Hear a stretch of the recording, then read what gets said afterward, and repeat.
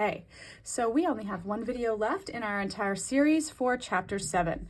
And so we're just going to keep going. So we know that Newton's second law, as we learned in chapters 4 and 5, is force equals mass times acceleration. And that's true, but a little better way to think about it is the acceleration is directly proportional to force and inversely proportional to mass. So again, in your slides, this is all listed out for you, but let's be a little more clear about what my variables that I'm working with. So force, that's going to be given in newtons, and that's my push or pull. You know what a force is.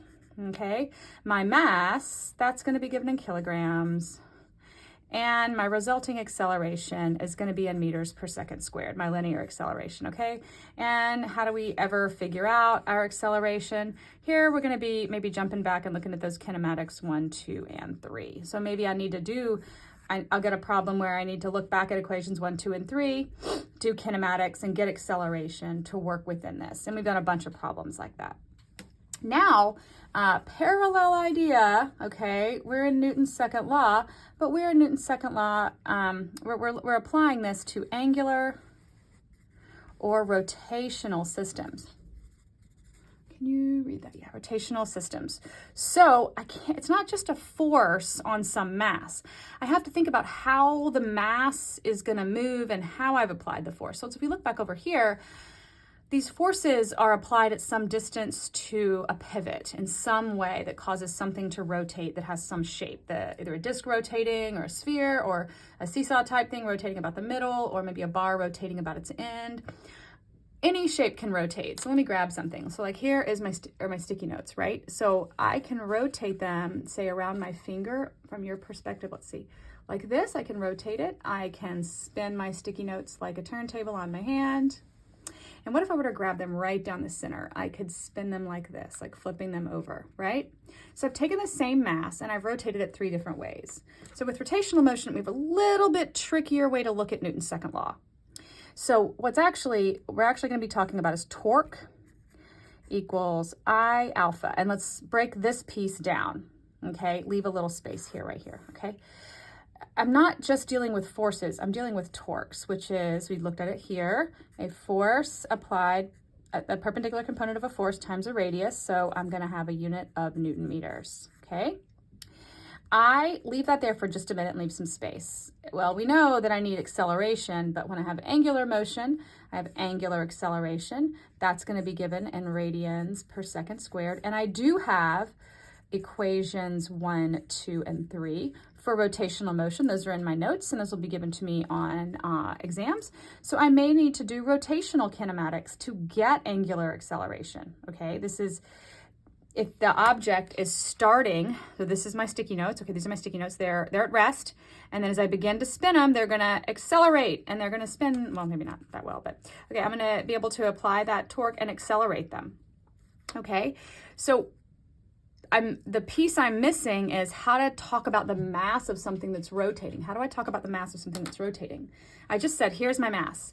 I can rotate it sort of like in a rainbow shape along its end. I can rotate it like a turntable. I can rotate down the flat, or right down the center of it. So I can take the same mass and rotate it in a bunch of different ways.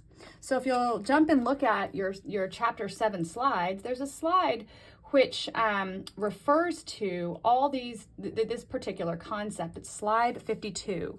Slide 52, if you have my slides, okay? Let's pull this out and talk about it. I is what's called the moment of inertia. So this tells me and is related to not just the mass, but the way it's rotating. So this is basically the distribution of a mass about a particular axis of rotation. For example, if I have like the meter stick in lab and I rotate it like a seesaw, that's one type of calculation.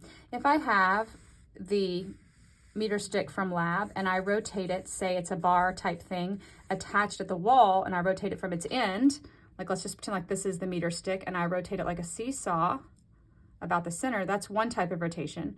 If it is pinched at the end and pivot, it can pivot here and rotates like this, That's a different type of rotation, right? Because I'll have rotation here or here, depending on how I'm doing it. This will rotate, but it's rotating from the end, right? And so you need to take this into account. So the moments of inertia, they have an individual equation. And so slide 52 has those equations. And it'll say, the problem will say something like modeled as. Modeled as.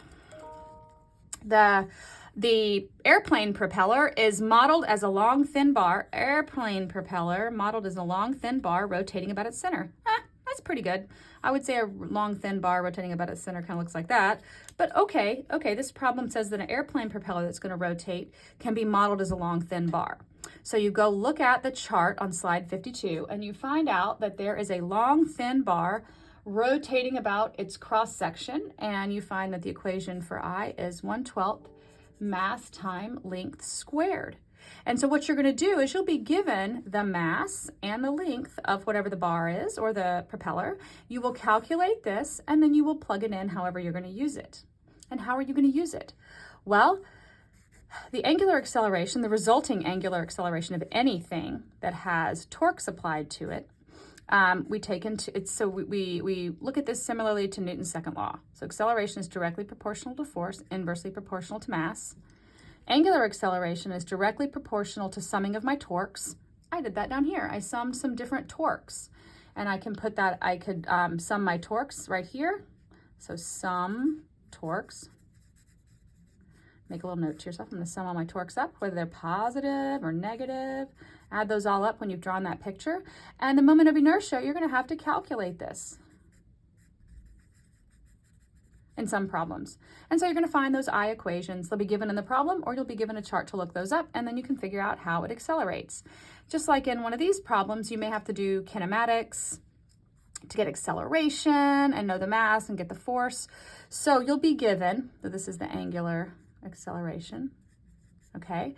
You'll be given any two of these three or the ability to add them up. So I could say the resulting angular acceleration in this problem, and you'll sum those torques, you'll calculate the I of a long thin bar rotating about its end, and then you figure out the angular acceleration. Or I could ask you to figure out what the I is if it accelerates in a certain way. So basically you're going to get any two of these, and you solve for the third one. And you may have to figure out your torques, and you may have to figure out your moment of inertia. But you'll be, we'll do some examples, and we'll be able to figure this out.